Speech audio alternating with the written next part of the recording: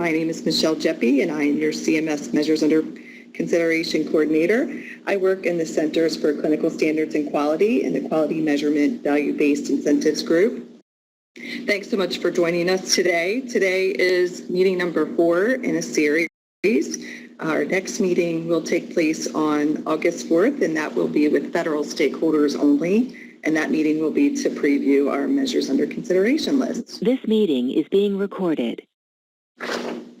All right, as our moderator had said, all audience lines will be placed on mute, and today's session is being recorded for training purposes. And again, later in the presentation, our moderator will invite the audience to ask questions. Next slide, please. All right, and this is an overview of the topics that we're going to cover today. I'm actually here with Minette, who is going to cover some legislative impacts. She's going to go over the MIPS Journal Article Requirement. So now if we can just move to the next slide, and we're going to start a guideline review of how to propose a measure.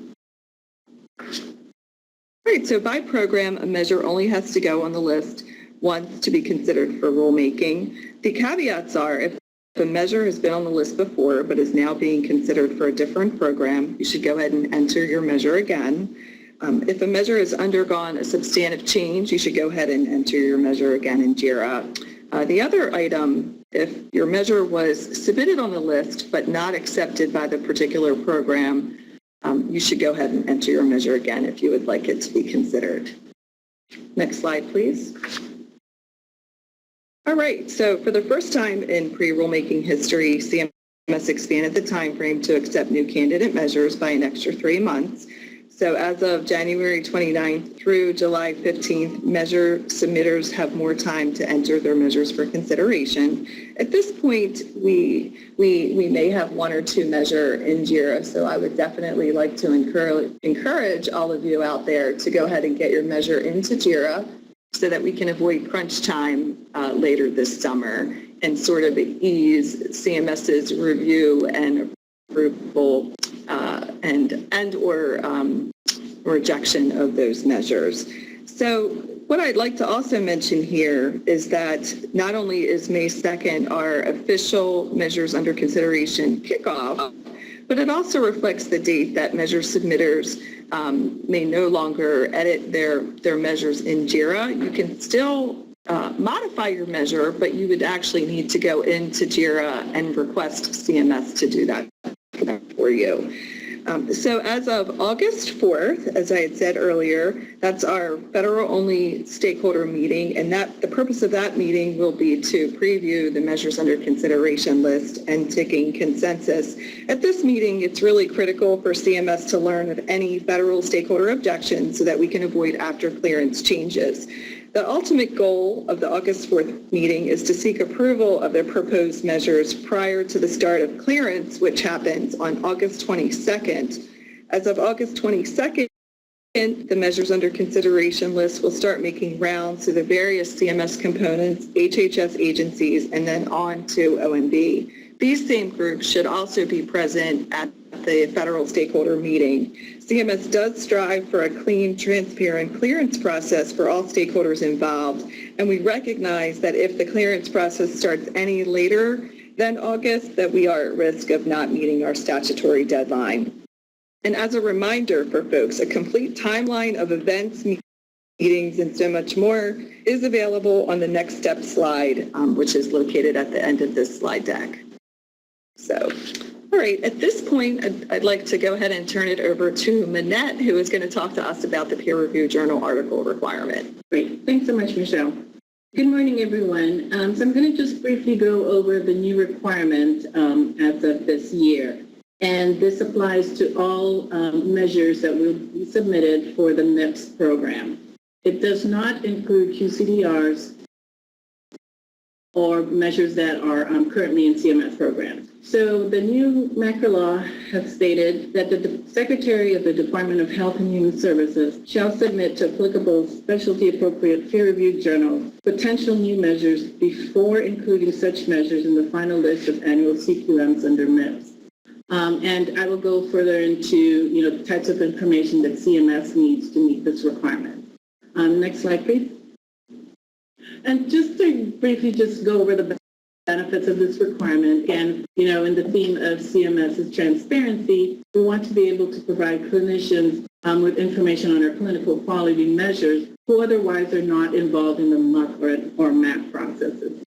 And we also will, it's a good way of letting them know, the types of quality measures that they can use to report to CMS. Next slide, please. So these attachments are the template that includes all the information that CMS needs to be able to submit the article. And if you just look through the document itself, you'll notice that it has more to do with the clinical data rationale for, why you are submitting this measure. And we have also attached a sample form from a measure that has been completed for your ease. And next slide, please. And again, this is going to be our requirement moving forward. So you can expect that every year during this month process, that we will be making this announcement. But also expect that there may be a few changes throughout the year. So, and again, this is only for those measures that are being submitted for MIPS and does not include QCDRs or currently existing measures. And that is it. Thanks, Michelle. Thank you, Minette. Okay, so at this point in our agenda, I would like to go ahead and turn it over to Vince Brown with Battelle, and he is going to walk us through some JIRA enhancements for this year. So take it away, Vince. Thank you, Michelle. Yeah, this is Vince Brown from Battelle. So as Michelle mentioned, JIRA did open 2 months earlier this year than last year, giving measure owners, submitters, and developers more time to enter their measures into the JIRA interface. You obviously do need a JIRA login, and I'm going to demonstrate that here in a couple minutes. The same number of fields as in 2015. If you were involved last year, the JIRA interface will look very, very similar. There are a mixture of required and optional fields in JIRA. And the major changes, if you've been on the previous calls, I'll go over this quickly, but for those of you who were not able to be on the earlier open forum or the kickoff, several programs that had been individual in 2015 have now been combined into the MIPS for 2016. You have more room to describe the measure in the measure description field. I think we had some feedback last year that field was too constrained, so it's been doubled to 700 characters max. And then you'll see the screen guidance has been expanded, particularly in cases where a measure has been on a previous year's published MUC list. If that was the case, we would like to know certain things about that measure. What was the result coming out of the map? What was its MUC ID and what year, and whether it is being resubmitted because it's being added to a different program or has changed substantially, or both. Again, this just helps with reconciling the different measures over time. We also added a note about some of the programs may be borrowed for use from one CMS program to another. Another feature that we got from a lot of feedback last year, we've added this year until May 2nd. If you have entered a measure into JIRA, you are welcome to go back and edit that measure yourself, add information, change existing information, delete data, and type in replacement data and so forth. So I'll demonstrate this here in a minute when we go to the live demo. But one request that we have, again, because of the extra time, we would encourage you, when you are done editing that measure and you have no more changes to it, we're asking you to scroll to the bottom of the edit screen and click the radio button yes to indicate that you have finished editing that measure. That way it will be a signal to us and CMS that measure is ready to start the CMS review process. Again, it helps to moderate the workload when we get into the peak season later in the summer. So that is open only until May 2nd, and I'll demonstrate what you do after May 2nd here in a minute. The 2016 interface, just some reminders, again, familiar to those of you who participated last year. Some of our drop-down lists of choices, such as registries or medical specialties, are quite long, and measure stewards, we have a nice long list of measure stewards to choose from. So if you don't see your choice, be sure and use the scroll feature. Likewise, almost all of our drop-downs have an other choice. So if you choose other, we ask you to then go to the comments field at the bottom and describe what that other is, what value you would like that to be. That way the data record is complete and more understandable. The title field is limited to 255 characters only. And again, you'll see in JIRA, if it has a red asterisk symbol, that means that that's a required field. If that information, you just don't have it and can't obtain that information, we ask you to put NA in there. JIRA will not let you commit or save that record if a required field is left completely blank. So that's why we're asking you to put NA in there.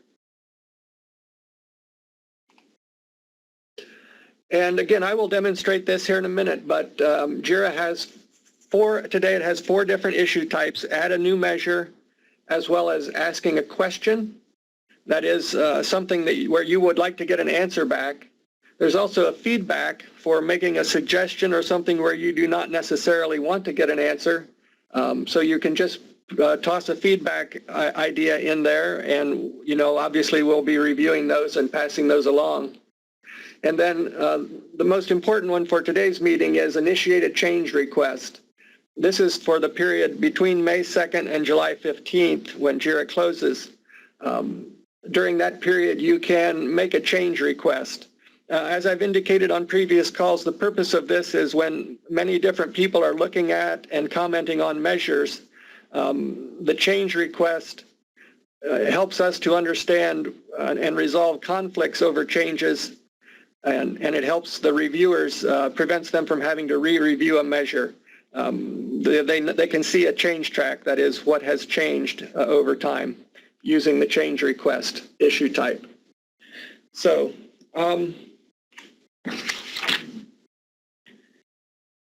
I will switch the screen now to a screen demonstration. And hope everyone can see it in the WebEx. So like I said, you need to have a login credentials, and you would request that through Michelle. She will add your name to the authorized user list, and you'll get a login username and password. And once you've done this, my computer anyway always remembers it, so it's easy to log back in once you've logged in for the first time. So I'm going to log in. By default, it's going to go to the 2016 JIRA project.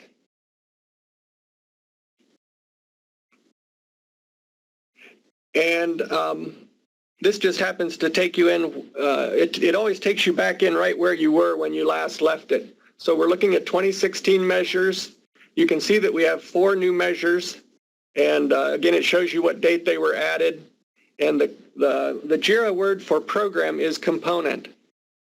We've asked JIRA folks to change that, and it's not possible to change. It's just a word that we have to remember, is that when you see components, that's what you and I would call a CMS use program. So what I want to show you is, let me go back to the 2016 project here.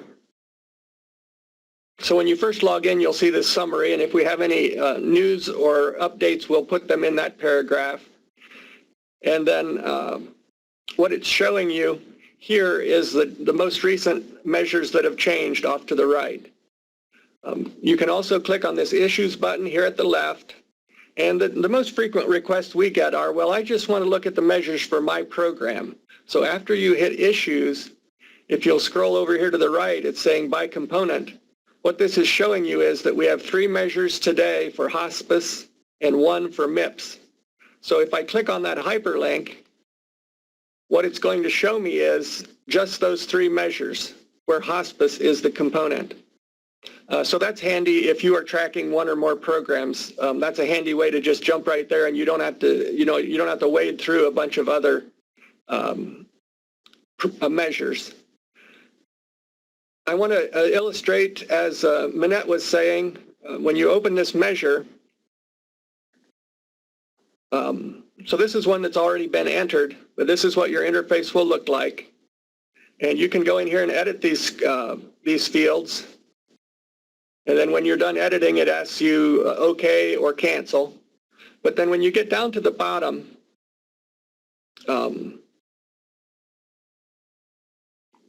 what I want to show you now is the edit, how it is that you add an attachment. So I'm going to click this button here at the top that says Edit, and a new window will open.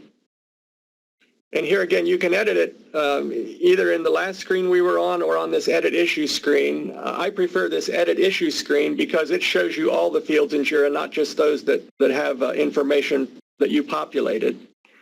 And so if you need to add an attachment such as if you're doing a MIPS measure and you have to attach the form related to peer-reviewed journal publication, here's the field.